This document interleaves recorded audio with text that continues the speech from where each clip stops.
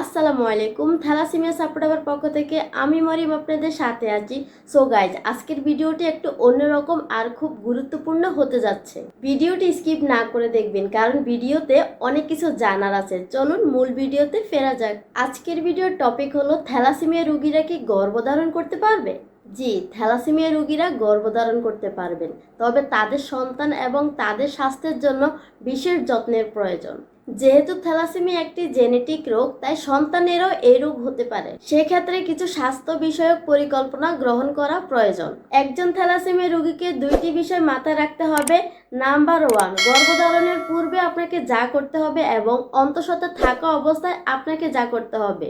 চলুন সবার আগে জেনে নিই একজন থ্যালাসেমিয়া রোগী গর্ভধারণের পূর্বে কোন কোন পদক্ষেপগুলো নেওয়া উচিত। Number 1, genetic counselling. থ্যালাসেমিয়া রোগী ও তার হাজব্যান্ডকে জেনেটিক কাউন্সেলিং নেওয়া উচিত।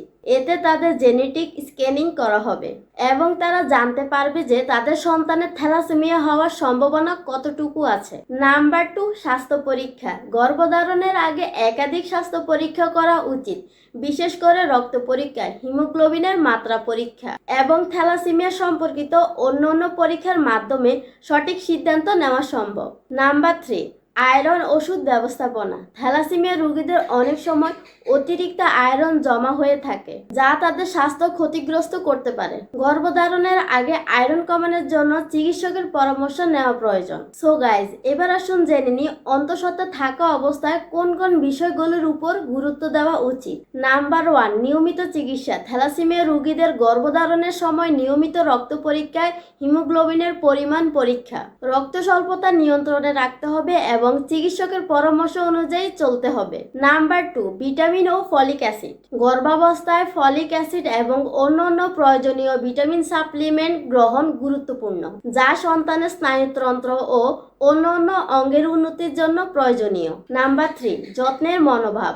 শারীরিক ও মানসিক চাপ কমানো এবং পর্যাপ্ত পরিমাণে বিশ্রাম নেওয়া প্রয়োজন। সন্তান নেওয়ার পর শরীরের প্রতি যত্নবান হতে হবে, সেই সাথে ডাক্তারের পরামর্শ অনুযায়ী পুষ্টিকর খাবার খেতে হবে। নাম্বার 4, শিশুর স্বাস্থ্য পরীক্ষা। প্রি গর্ভাবস্থায় স্ক্যানিং। পিতামাতার গঠনগত জেনেটিক স্ক্যানিং এর মাধ্যমে জানা যাবে তাদের সন্তানের থ্যালাসেমিয়া হবে কিনা।